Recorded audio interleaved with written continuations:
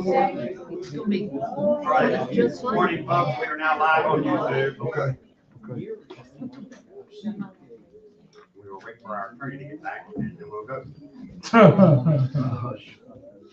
If that's okay with you, Josh? No. It's okay, Tanner. No. We're all right. Rocky, don't worry.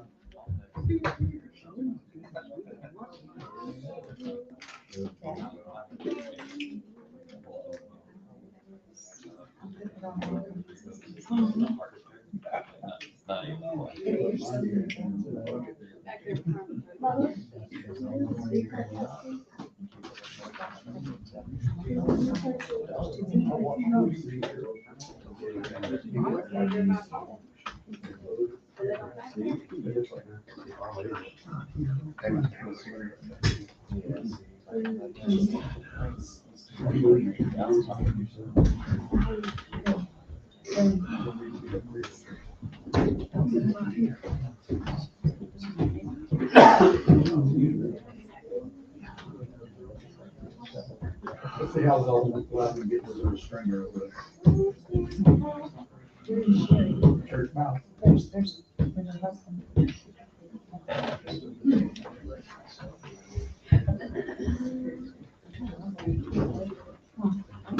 Steve, Steve. Can you talk to you about something? Can you talk to me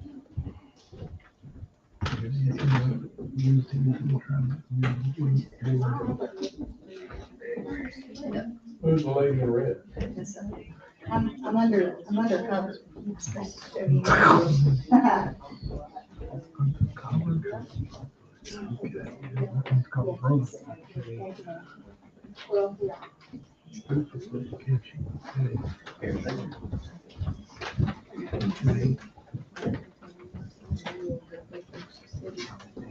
Hey, Charlie. Sure.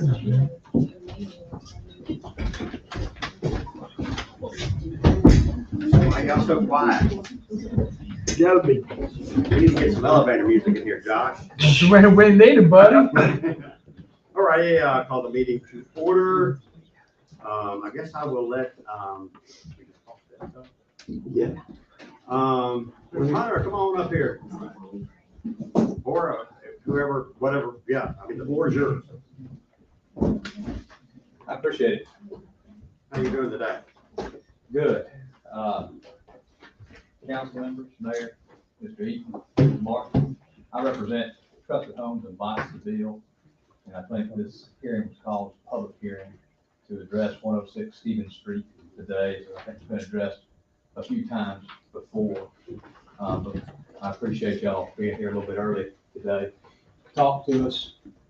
I do have one concern that I think needs to be addressed before we dig into this thing. Mr. Steele, is your wife, Jenny Martin Steele? Yes, sir.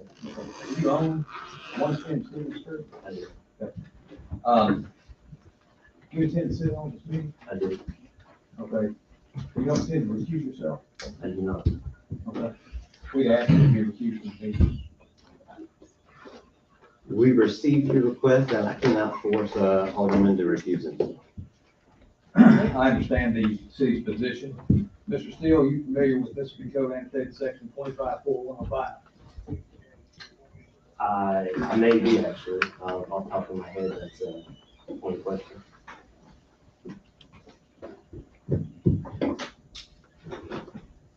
Have you reviewed that code section? I can if you have it available. I can read it for you. No public servant shall use his official position to obtain or attempt to obtain pecuniary benefit for himself, that compensation provided for by law, or obtain or attempt to obtain pecuniary benefit for any relative or any business with which he is associated. Now, you agree with me that 110 Stevens Street is directly next door to 106 Stevens Street, right? Correct.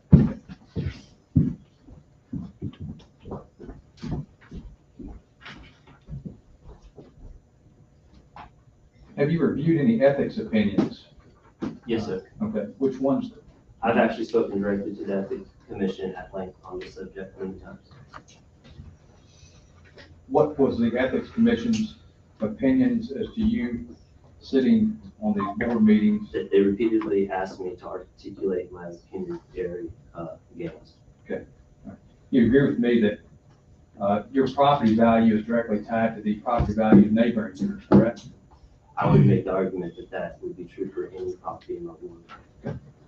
But property directly bordering your property that goes up or down in value directly benefits or causes a detriment to you, does it not?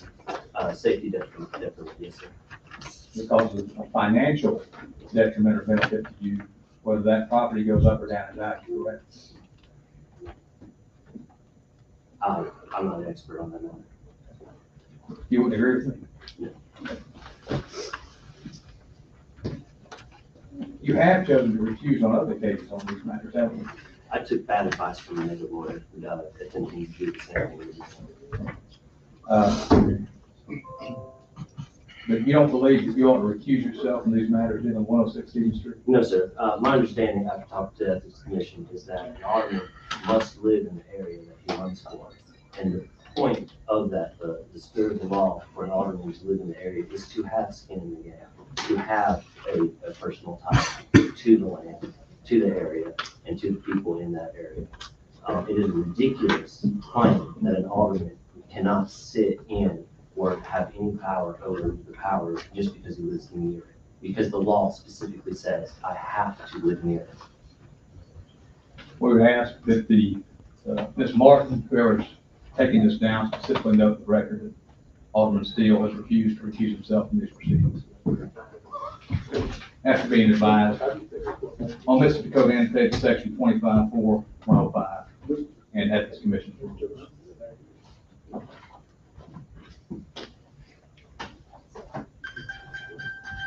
Now, when I first got involved in this matter, I think there were some I actually questions. make a request that someone else recuse themselves from the room also, if you don't mind. I think the mayor should recuse himself. Okay. Your client's made it clear that he's a customer of Honeybaker Insurance, and the original permit was pushed through by the mayor, which was an illegitimate and unlawful permit as a favor to a customer. I'm not aware of that. You've just been made aware of that. Okay, well, I mean, if you would like to ask the mayor to recuse himself. Mayor, will you I will not, and the baseless threats that you've made around town about me is ridiculous, baseless. Well, it can't be You say, responsible. well, it's not true, Okay. and I've told you on other times that it's not true. Well, there But was, you went around town and you text people, even last night, saying that I'm still trying to do something. I've had a stop work order on this property for 1.5 years. How have I helped him? I haven't. So I'm not, plus, I don't have a vote in this matter. You can't even get 3 other aldermen to go down this road with you. I think that should be noted as well. what road is that? To do whatever you want to do over there. Tear it down 1 year ago. You still can't get 3 aldermen to go with you. But it's my fault somehow. So if you would, Mr. Hunter, proceed. Thank you. It was condemned unanimously a month ago. Unanimously.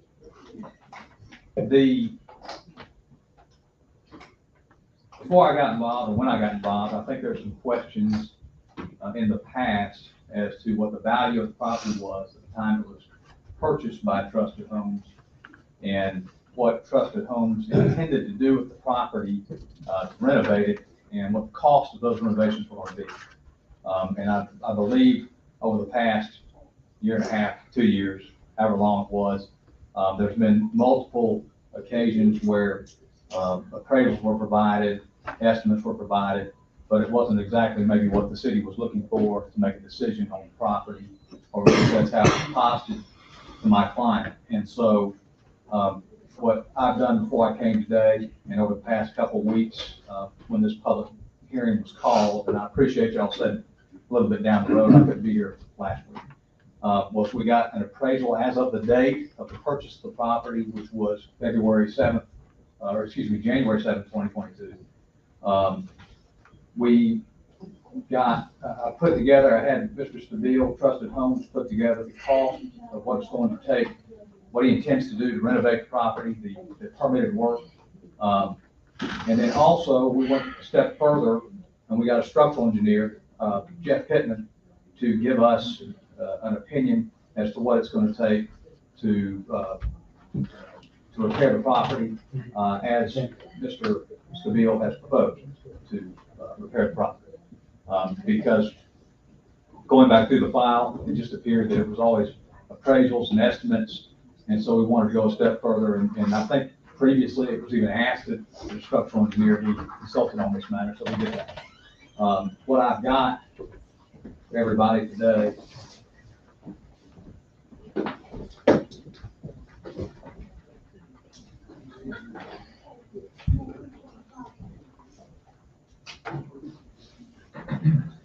are several of these documents.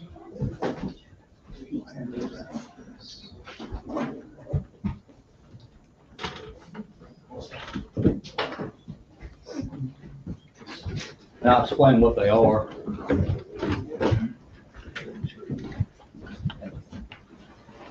These are all the same class? Yes. Wow.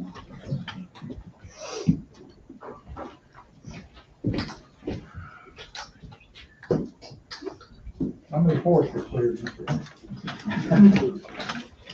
We like to keep the forestry business going. That's, you know, they call it paperless office, that just means you print a whole lot more stuff. Put it in shreds.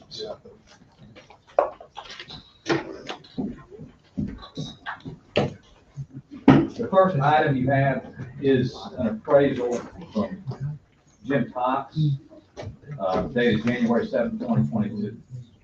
That's the effective date of this appraisal. Again, one of the documents in your package, the second to last document, is the deed of the property dated January 7th, 2022. So they reflect the same date. Mr. Cox, on the front end of this, I think when the property was originally purchased, he did the appraisal for the bank. And so he had the most familiarity with the property at the time it was purchased. And so he's gone through and provided an appraisal of the property as of January 7th, 2022, that sets the value of the property at $85,000. Matter of fact, he's got photos of the property from recently when he went back out there. And he also has photos of the property when it was originally appraised back in December of 2021. So you see that he, again, was familiar with the property. And that way there's some consistency in you know, the photos you're seeing and the opinions given by him. So his value, his market value is $85,000. With it collapsed currently as it is, there's no way it's worth that We're much. not taking questions from the audience. This is his appeal. He's presenting evidence to us. The next items you have, and I had Trusted Homes do 3 documents, even though it's just 2 of them equal the third. The first one is the value of the work, permitted work intended to be performed from now till when the project is finished, and that's $29,977.83. So can you take this a little slow for us so we can take good notes? Sure. Let me just ask you, you're telling me this first estimate that on the second page that ends at 29,977, this is the amount of work that Mr. Stable proposes to do as of today? Yes, as of today, that's the work to be performed as of today. To prepare, renovate, get prepared for occupancy.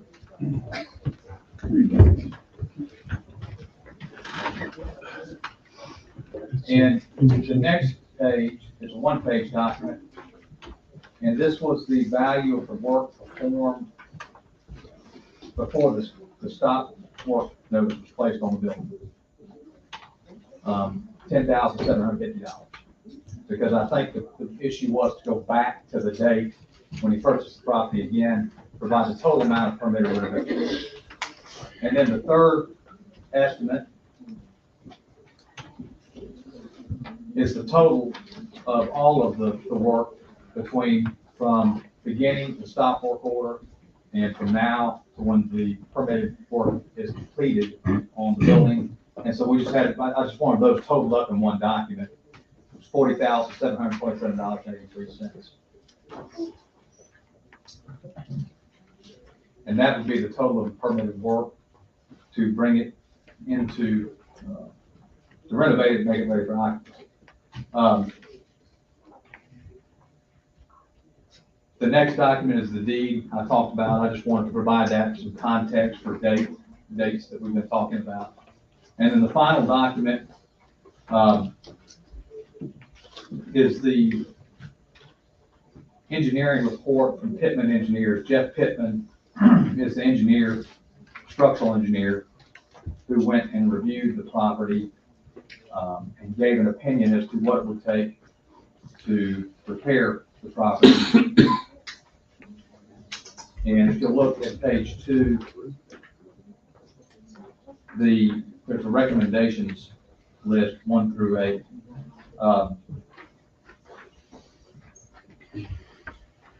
And it talks about what his recommendation is. These recommendations were taken into account when the estimates were prepared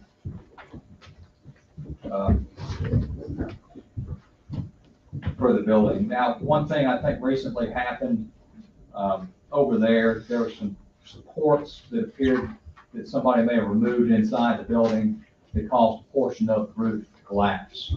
That is taken into account here, and it looked a lot worse than it actually was. As a matter of fact, when Trusted Homes was going to renovate this before that happened, taking that roof and repairing it and put a new roof area on there was part of the original thought that they were going to do to the property, because Trusted Homes didn't like the way that the building was configured in that area. And so that was taken into account.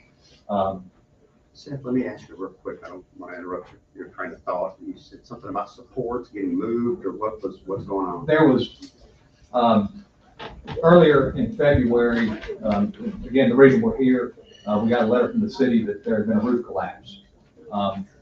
When Mr. Stabile, when Trusted Homes had somebody over there cleaning, they'd like to keep the inside of the place clean. She was over there cleaning. She noticed 3 support beams in the roof had been removed and laid to the side. She didn't think anything of it. She's not a structural engineer or a construction person. Shortly after that is when I think we had, when the roof collapsed and we received a letter. And when Mr. Stabile went in there, he noticed that the beams had been, the posts had been removed. It looked like somebody came through a window and removed the posts, and that's what one of the reasons the roof collapsed. The door stays locked, so the door stays locked, but it's not occupied, and I think there was a window or a piece of wood over a piece of window they might have accessed the building through. I've had Mr. Stabile, he went and filed a report with the Petal Police Department about that event. Because quite frankly, when we found out about it, that was, one of the reasons why that roof came down. Mr. Pittman did not address that in his report, and we can ask him some questions tonight. He's here. If you want to ask him some questions tonight. And I certainly asked him, we didn't address this in your report, and his response was, well, first off, I didn't see it happen, and this engineer, unless I see something happen, I'm not going to include it specifically in my report. And then also, I think, there's a caveat, and he can talk about that, but if he doesn't see it happen, he's not going to include it in there, and so he didn't. But that's, I wanted to provide the paperwork, the tangible evidence that this building can be repaired, in fact, be repaired for less than 50% of what the value of the building is at the date of the purchase.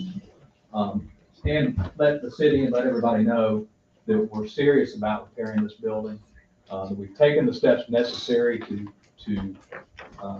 get with the proper people to come up with an estimate to repair the building, including an engineer who says the building can be repaired, it doesn't need to be torn down.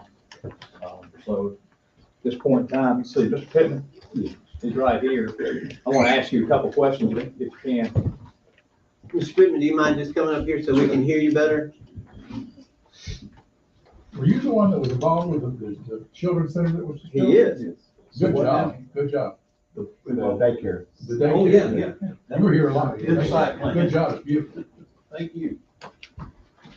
And I just want to ask Mr. Pittman these questions, because these are questions I asked him previously about this. Jeff, you provided this report, and one of the things that we were concerned about was there were some posts that were removed in the property that caused this roof collapse. Why wasn't this specifically addressed in the report? Okay, first of all, when I met with Mr. Stabile, all of that had already happened, the roof had already collapsed, and, we talked about just that one section of the building. And so I focused mainly on existing conditions, not so much as what caused them, because I knew they were gonna have to be repaired anyway. And other than noting a lot of decay, and rot and a lot of wood members, I just focused Decay and rot mainly of the on main support. what I'm seeing and then what it would take to correct it. And that was the primary focus of my inspection. And is it your opinion that this, Mr. Steele? You said decay and rot. Was that decay and rot of the main supports? Now, as far as the columns, I did not see them. I think they were under part of where that roof collapsed in there. Well, what was As far as rotted? beams, yes. The beams that were holding up the roof were rotted. Yeah. That's what you're saying. Now, Mr. Pittman, based on your recommendations, this building, is it your opinion this building can be repaired and be placed back into occupancy if the recommendations that you've given are followed? Yes. And is it your opinion that the building is not in need of being torn down and destroyed, it can actually be made to be productive again? Yes. Okay. All right, so that's all I have for Mr. Pittman. I'm certainly, y'all welcome to ask me questions.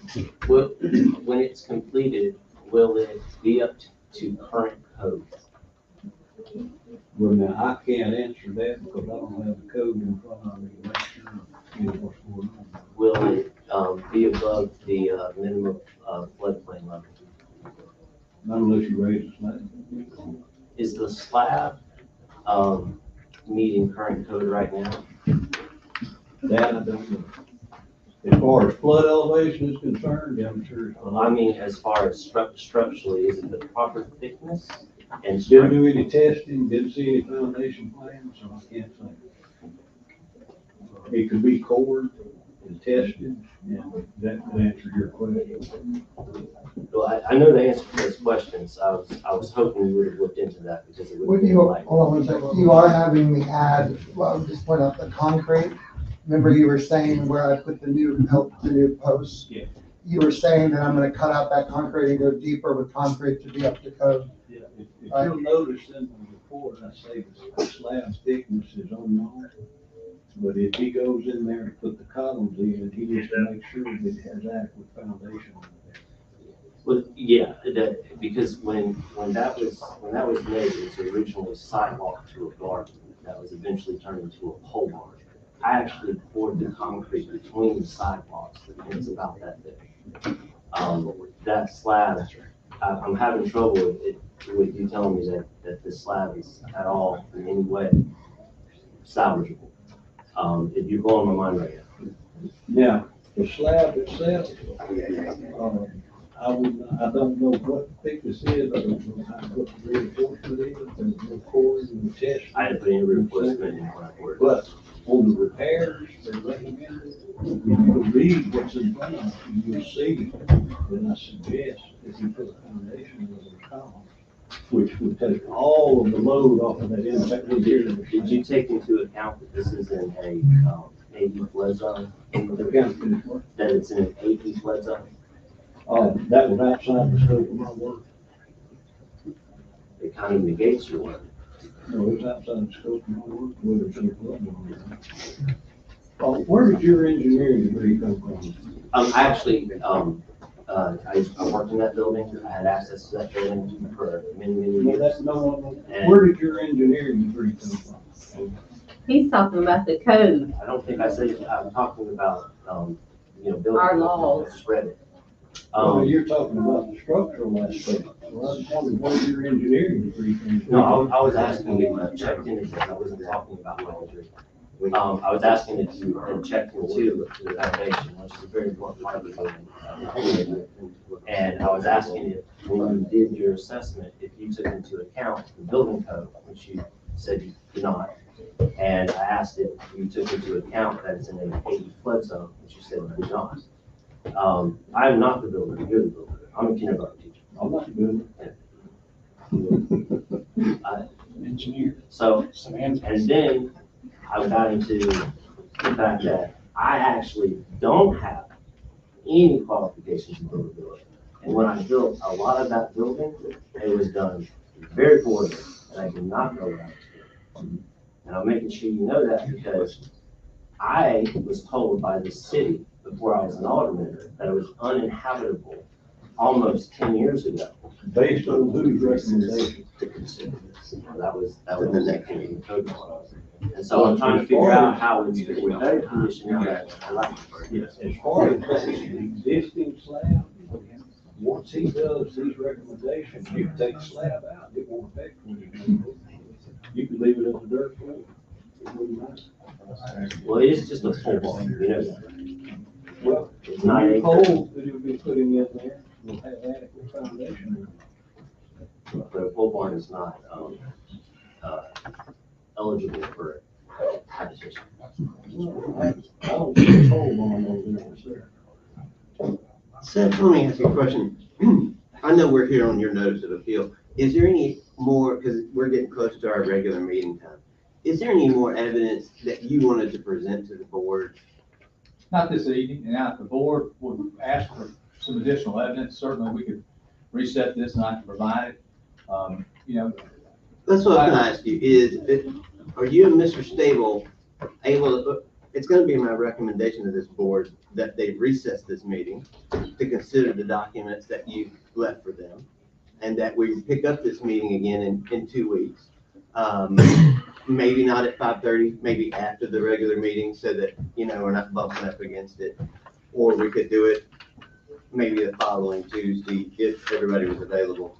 But that's the first thing I want to ask you is, can you and Mr. Stable be here in 2 weeks? sure, I think we can. I'll have to check my calendar to make sure. But, you know, this has been an ongoing conversation for a couple of years, so if it doesn't need to be cut off tonight, it doesn't need to be cut off. I have to provide additional documentation, whoever might need it or whatever the city might require.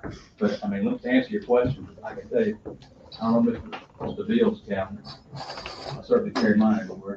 Good attorney. So we don't want to do that. How about we do it after the meeting, after our next meeting? I like that better. 7. Yeah. My concern, if we do it after the meeting, the community would have a hard time attending. Okay. I almost suspect that's the goal here. I would rather do it before the meeting. No, the goal is to let us consider the evidence we've gotten and to not be Before the rushed meeting. in 2 weeks. That's the only way the public could be here. We wouldn't know when. We're on YouTube right now. That's not the same as being here, Mayor Go Douglas. ahead. They can be here. And Our meetings, I want our to meetings be used here. to start at It 7. starts on the 20th, so I'll be preparing for trial that evening. Is there any way it might be able to happen on 26th?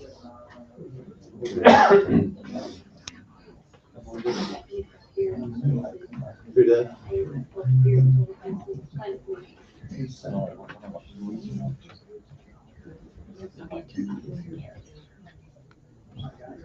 Too soon? Hold on, I'm pulling up my calendar. Seth, you made a reference, you said there's an appraisal from December 2021. Is that available, can you include that in that packet? No, that was I think there was an original appraisal from the bank that was provided, Mr. Seville provided a while back, and I could submit that. I mean, I don't know what, I think it was a bank appraisal maybe. 35,000. Can you include that as part of? That's what the bank appraisal said. That you made the reference to that, as a document that we, you know, Do that like a 5 or 5. incorporated into the process here. I don't think I have that yet. Yeah, I'll look for it and see if we have it, but As is, if I remember 35,000. right, there was an appraisal that submitted that was like a bank appraisal for some reason, that wasn't acceptable to the city. And that's why we went and got this other one from today. But let me look through the file. Yeah, you just made a reference to December 2021 appraisal. If you could provide that, I mean, Sure. I appreciate that. Yeah, let me check and see. Thank you. Yeah, if I mentioned that, maybe in January 2022, but if I mentioned it, 2021. okay. Fine. Then certainly I'll look for that. How about the 12th, which is a week from today?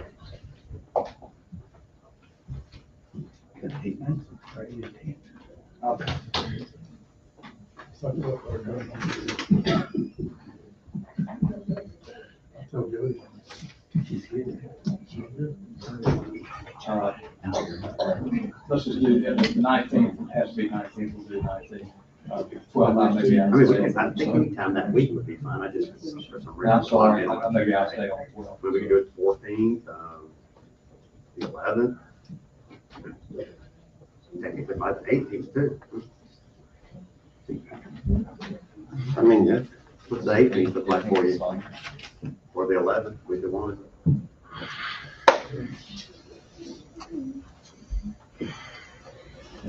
Monday, the 11th and 18th are both good. Good.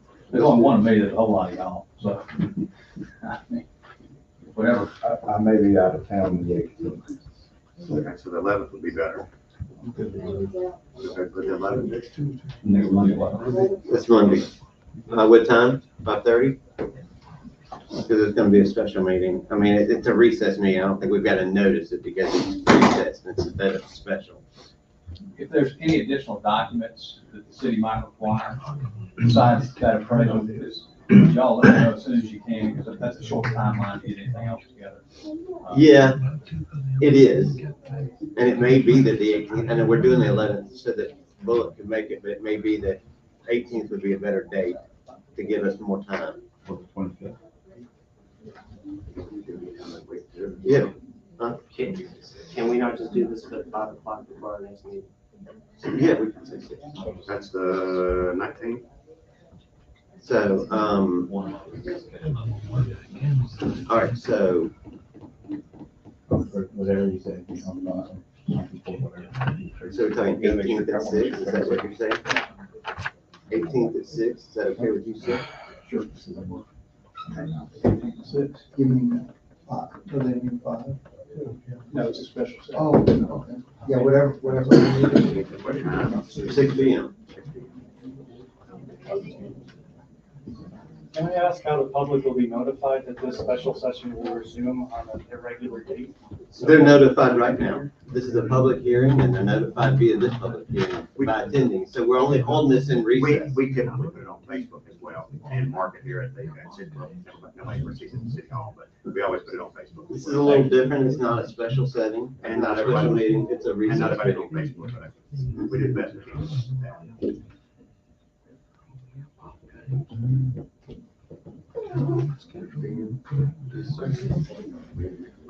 We do. That's right. All right. So, I'll make a motion for We can do that to the 18th at 6 o'clock, which is a Monday. Is there a second? Second. All in favor? Is there a motion that we recess the meeting? yes. Is there a motion to recess the meeting? Is there a second? All in favor? We may have done that, but yeah, either way. Thank y'all. I appreciate your indulgence, but, yeah, I'm actually gonna look at that right now, see if I have it, stuff. You did say it, and then it slipped the tongue, but you. I'll see if I have it, but something was provided previously, way before I got the case, so let me look at that. We got some time. Thanks, Seth. Appreciate